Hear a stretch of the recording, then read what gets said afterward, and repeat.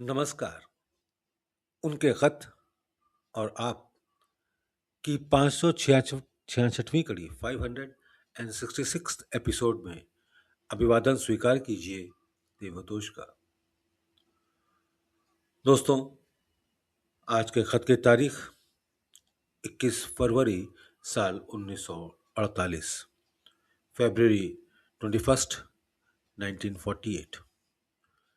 यह खत बाबूजी साहब ने मास्टर ईश्वर सहाय जी को लिखा। लीजिए, खत सुनिए। भाई मन तस्लीम, पंडित जी साहब का खत आया। वही पुरानी कहानी। भला इस खत का क्या जवाब दिया जाए। अक्ल हैरान है कि ऐसे वहम का क्या इलाज किया जाए। आपको इजाजत देता हूं कि आप गायबाना तौर से उनके वहम को रफा कर दीजिए। मैं इस मत में याद रहा तो आज कुछ ताकत आपको दूंगा। क्रिटिक्स सवाल कर सकते हैं कि जो ताकत आपको देकर काम कराया जा रहा है, उस ताकत से खुद काम क्यों नहीं करते। भाई, मुझको फुर्सत कहाँ। कभी कभी एड़ जरूर दे देता हूँ, और तबीयत चूंकि आराम पसंद हो गई है, इसलिए यही जी चाहता है कि आप ही कुछ हाथ बटावें।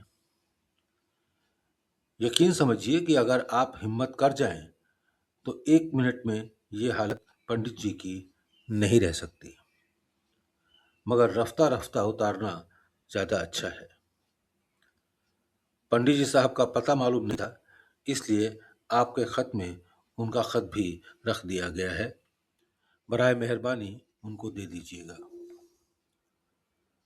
आपने ईश्वर की कृपा से लय अवस्था, फनाइयत मौजूद है, और ये आहिस्ता आहिस्ता बढ़ रही है। जैसा कि पिछली डायरी को देखने से मालूम होता है। मगर भाईजान, अभी दिल्ली दूर है।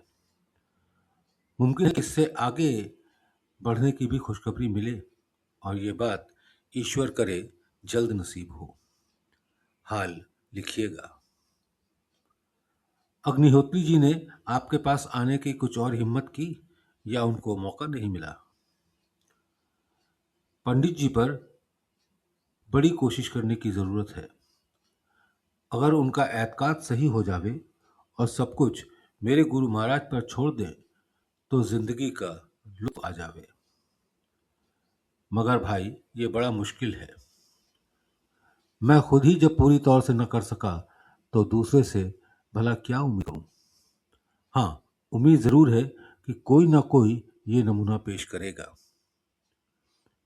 छाया को बड़ी चेचक निकल आई है। कई रोज हुए, ईश्वर आराम करेगा। फिक्र की बात नहीं है। बच्चों को दुआ, दुआ गो रामचंद्र।